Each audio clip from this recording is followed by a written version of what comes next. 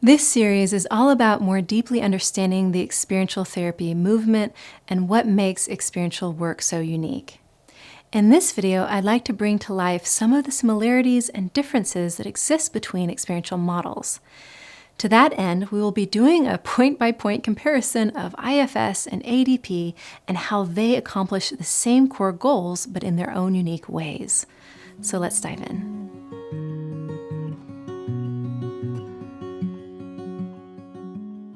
At the start of this series, I outlined 4 core elements shared across experiential models. In this video, I'd like to take 2 very famous experiential approaches, AEDP, Accelerated Experiential Dynamic Psychotherapy, and IFS, Internal Family Systems, and compare how they incorporate each of the 4 elements in their own way.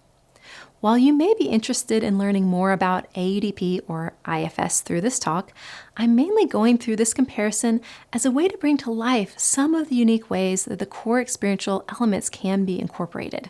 My hope is that this talk will allow you to take some of the abstract ideas we've been exploring earlier in the series and gain a clearer sense of what this all can look like in practice.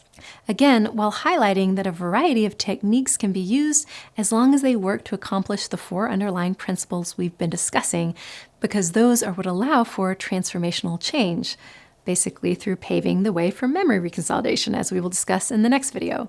But before we delve back into science, let's talk theory. And let's begin with element number 1 that all experiential therapies share, and that is that they aim to resolve the issue at its root. I certainly won't go over what I mean by the root of the issue from a scientific perspective again, since I already covered that. I'll just say enough to remind you that when we're talking about the root of an issue, we are talking about some kind of neural firing pattern held in implicit memory that holds what brain scientists would call predictions. The 2 main types of predictions that impact us psychologically are ones that predict danger or suffering, and ones that predict how to best protect ourselves from that danger or suffering. And both sides are based on previous experience. Now, in truth, there are all sorts of implicit knowings and predictions our brain holds, even around things like the fact that gravity exists and how to deal with that. But even if we narrow the frame to implicit learnings around what we might think of as psychological, i.e. around what is dangerous and how to keep ourselves safe as well as loved, even within that frame, there's a lot to look at.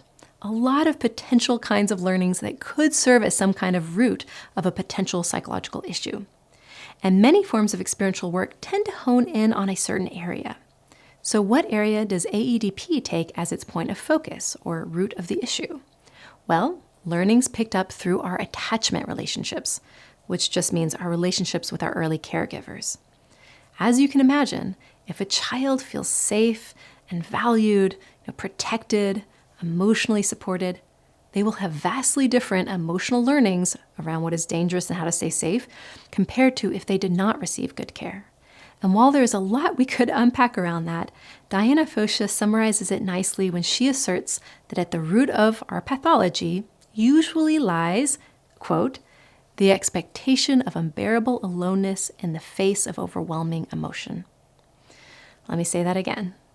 The expectation of unbearable aloneness in the face of overwhelming emotion. So how does such an expectation, or if we use the science term prediction, get encoded? Well, in Fosha's mind, most of our psychological struggles rest on a history of emotional neglect or mistreatment, such that our unconscious prediction now is that our emotions are actually dangerous. Why would that prediction come out of emotional neglect? Well, the whole reason kids evolve to have such strong feelings is to draw their parents close to them during moments where they need their help or protection. If a parent is responsive, then the prediction becomes, okay, emotion leads somewhere good, to connection or relief, problem solving or protection. If the parents are not responsive, then the prediction is that emotion leads somewhere bad. It leads to aloneness, which in turn leads to overwhelm. And of course, remember, anytime we have a prediction of danger, we will also learn some way of protecting ourselves. So if our emotions are dangerous, then the brain will also learn all sorts of ways of avoiding emotions, whether through intellectualizing or numbing out, distracting ourselves, not being aware of our needs, using substances. In AEDP, they call these learnings or adaptations our defenses. Unfortunately, our defenses can cause a lot of problems for us, which is also part of why we all struggle so much psychologically and interpersonally, etc. Given all of that, it makes sense that the goal of AEDP then is to update the neural network holding the prediction of unbearable aloneness in the face of overwhelming emotion so that we can have our feelings in a relaxed and empowering way. Remember, the point isn't just to become conscious of the root of the issue, but to actually dissolve it. And in most experiential therapies, this is done through creating a new experience. Now, what that new experience consists of in AEDP will become more clear as we talk about element number 2 and 3, these are mindfulness and safety. But the bottom line is that the client comes in with the prediction that to open up emotionally will lead to aloneness and overwhelm, and what they actually experience in therapy is just the opposite. Now, how does AEDP sort of diagnosis of the root of the issue compare to that of IFS? Well, really, I think they overlap like 95%. The main difference is that IFS uses parts language to map out the unconscious predictions or adaptations at play. So instead of talking about the expectation of aloneness and overwhelm, they talk about young parts of us, called exiles, that hold the memory of how painful it was to be alone and overwhelmed, or whatever the wound might be. IFS is a little less married to assuming it will be about attachment stuff, though it often is. In any case, they call that prediction of pain or suffering, or the part of us that knows that suffering firsthand, an exile, which you can think of as a wounded inner child. And then the ways we learn to protect ourselves, i.e. our defenses, they call our protector parts. So we have our wounded parts that hold the memory of the pain, and our protector parts that hold the memory of how to protect ourselves from ever feeling that pain again. That being said, while AEDP uses psychodynamic language and IFS uses parts language, they are both assessing the root of the issue in a very similar way. They are both saying, look, under pretty much any psychological struggle, you are likely to find some kind of wound, and then on top of it, some way we learn to protect ourselves from that kind of wound ever happening again. Why is that set up a problem psychologically? Well, when we are over-dominated by learned self-protective maneuvers, it makes it really difficult to stay open and available for life and relationships, not to mention to the flexibility and wisdom we would have if we simply used our adult intelligence to guide us rather than whatever protective response got ingrained when we were young. Now, IFS also works to dissolve the issue at its root through the creation of a new experience. But whereas in AEDP, the relationship with the therapist is a key part of that new experience, in IFS, it is more the relationship to self, and realizing that we now have an adult self to protect us and care for us, which we didn't when we were young. So lots more we could say about all of that, and please do watch my whole series on IFS or the one on AEDP if you want to learn more. But for now, we are just looking to see whether they both check the box of being aimed at getting to the root of the issue rather than simply managing symptoms. And yes, check, both of these experiential forms of therapy are very much aiming to resolve the issue at its root. All right, element number 2, that all experiential models use mindfulness for self-exploration. And here I'm just using the word mindfulness to describe the skill of intentionally bringing our awareness inward and non-judgmentally observing what we find. So let's first look at AEDP. AEDP incorporates mindful awareness through what they call moment-by-moment tracking. In other words, the therapist invites the client to notice and report on what they're experiencing and feeling moment by moment. So instead of taking clients up into their heads to think about things differently, they continually invite the client to check inside, to slow down and attend to their experience, particularly around their emotions. In order to deepen this mindful slowing down, they ask the client to notice how the emotion is felt in their body. So there's a lot of somatic tracking as well, which is certainly a form of mindfulness. By the way, in AEDP, they call this relational or dyadic mindfulness because the client and therapist are really doing it together. All right, so that's AEDP. Now let's move on to IFS. Okay, so how does IFS incorporate mindful awareness into the work? Well, IFS has some really interesting, somewhat revolutionary, I think, ways of helping the client access a mindful stance. And how they do so rests on a basic idea. The idea is that mindfulness, and just compassionate awareness, is actually a natural state for the brain. It's just that we lose that state because it gets trained out of us. We take on some emotional learning or prediction that makes it more difficult to stay mindful and present, particularly when there's a prediction of danger. To use parts language, we would say that when we predict danger, i.e. when we're triggered, our parts take over. Most notably, our protector parts, which again you could think of as our defenses. And as you might imagine, the moment we're in our defenses, we lose access to our full intelligence and awareness. Because instead of truly pondering what to do next, we are relying on a conditioned reaction. We shift from responding to reacting. And reacting is not a mindful state. So from an IFS perspective, it is our parts that get in the way of a naturally present, grounded state, not a lack of training. So instead of guiding people on how to enter a mindful state, IFS work simply helps people to identify and step back from their parts, a process they call unblending. They have found that when people unblend from their parts, it means just getting a little observing distance from them. In that moment, they naturally access this grounded, present-oriented, non-judgmental awareness on their own. Now, they call that awareness self-energy. And really, it holds all sorts of qualities like compassion and curiosity. So it's more than just a mindful state, but it certainly allows for mindful awareness. Again, in this view, mindfulness is a natural state. And as soon as we step back from that training or conditioning that pulls us out of it, i.e. our parts, it will reemerge. By the way, what is one of the more common parts that takes us out of a mindful inner listening? Intellectualizing parts. So the moment someone says, I think it is this or that, the therapist might say, oh, it seems like an intellectualizing part or a storytelling part has stepped in. Do you mind asking it if it could soften back? It's a pretty nifty trick. Okay, so I hope those brief descriptions give you a better sense of what I mean by experiential therapies incorporating mindfulness, but each in their own way. And while all of what I just described is quite beautiful, if these approaches stop there, then they would be doing some mindfulness, but not really using it for self-exploration in the service of transformation. Remember, in element number 2, it isn't just opening a mindful stance toward whatever is inside. It's about using that mindful stance to explore and work through what is inside. Now, this is different than mindfulness as usual. In most mindfulness practices, the person is invited to mindfully notice what emerges, but then to let it go. Like a leaf being carried down a stream. Notice and then let go. But in experiential work, the aim is to notice what arises, but then to deepen one's connection to it and understanding of it. So in AEDP, you don't just notice an emotion and then let it go, you learn more about it. You might even ask inside, okay, like, what are the tears trying to tell me? Or what does the voice of the anger want to say or do? Or if there's a defense that comes up, you might try to sense why it is coming up and what emotion it might be there to avoid. Similarly, in IFS, once you have mindful awareness of a part, you don't just let it go, you ask it all sorts of questions.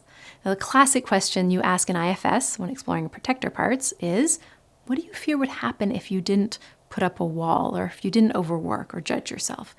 In other words, you get in touch with the parts so they can tell you what the unconscious mind predicts. Ultimately, we are just wanting to start a conversation with our deeper mind. Obviously, that takes mindful awareness, because if we're all up in our head, or distracting ourselves, or just storytelling, then it's really hard to listen inside. But once we have inner awareness, we can then use it to notice what we feel, what we need, what we're afraid of, and why we're doing what we're doing. Our mind can show us as long as we're willing to ask. Now, all of that being said, the only way our mind will answer us back is if we feel safe, which brings us to element number 3, a close attention to safety. Earlier in the series, I went over the science as to why self-awareness can't happen without a sense of relative safety or emotion regulation. So right now, I will focus on how both of the models attend to safety, again, in their own way. So AEDP does this mainly through the relationship. In fact, the therapist aims to act like a good attachment figure. In other words, to be incredibly attuned and emotionally responsive. In this way, they work to what they call co-regulate the emotions as they emerge. This kind of attunement and co-regulation is very important because by asking a client to share what they are feeling, the AEDP therapist knows they are asking them to do something that is very scary. Remember, the assumption is that underneath most emotional difficulty, you are likely to find an unconscious prediction that feelings or expressing emotion will lead to rejection and or overwhelm, right? Unbearable aloneness in the face of overwhelming emotion. So an AEDP therapist knows if they're going to be successful at helping the client to try again, to sort of retest that prediction so it can be disconfirmed, then they have to create a lot of safety. Now, there are many ways you could do this. You could build up inner resources, or teach clients how to self-soothe, or use imagery, and various experiential therapies use any of the above to create safety in the work. But in AEDP, because the focus is on attachment wounds, right, interpersonal wounds, the idea is, why not let the cure be interpersonal? Why not aim to undo that sense of aloneness through a real relationship where there is attentiveness and care and a sensitivity to the client's moment-by-moment experience? Okay, so how does IFS create safety? Well, one, through the process of unblending I described. The moment we are able to step back from, or unblend from, our reactions or patterns or emotional responses, it allows us a bit more breathing room, like having a healthy, more objective distance.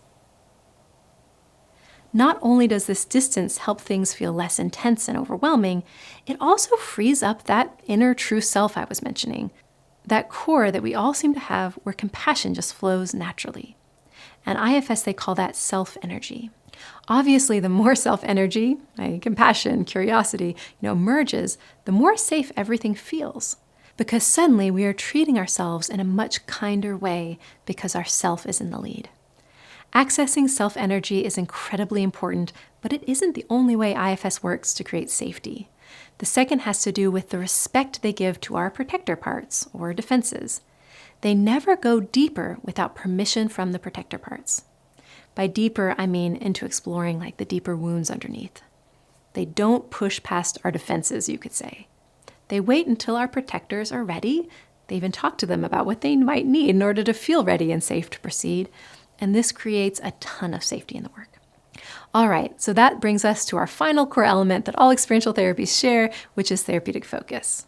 Therapeutic focus means that instead of just allowing the client to wander around, talking a little bit about this and a little about that, mainly just telling stories or maybe jumping topics, that instead of following the client in a completely unstructured way, the therapist is guiding the process and focusing the exploration, not on the whole mind, but on a particular area of the mind, or at least one particular area at a time. AEDP does this through asking the client what kind of problem or pattern they want to see change through therapy, and then asking them for a recent example of that problem or pattern playing out. Once they have a real lived moment like that, they then go in to explore what is happening emotionally for that client in that particular scene or moment where their presenting concern was playing out. In that way, they are focusing on exploring the underlying emotions and emotional learnings under the particular issue or tricky moment, not just poking around in the unconscious mind sort of randomly. IFS is very similar. They off the bat ask the client what is it they are wanting to address in therapy. They call that finding the trailhead. Now, other parts might come up that need attention, but they're ultimately aiming to track, uncover, and understand the specific parts that underlie the issue the client presents with, to map it all out, make sense of it, and then work to heal the wounds these parts carry. And again, by wounds, I really mean the predictions they've learned. Of course, in IFS, the deepest level of this healing is done through inner child work.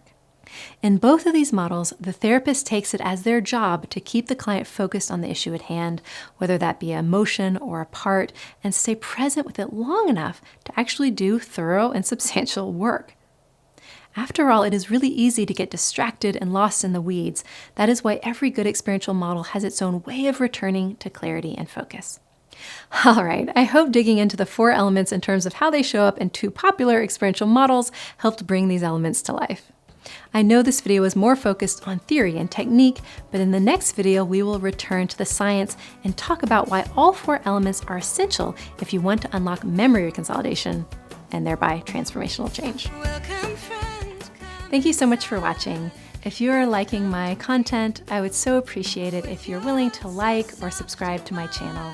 Thank you so much.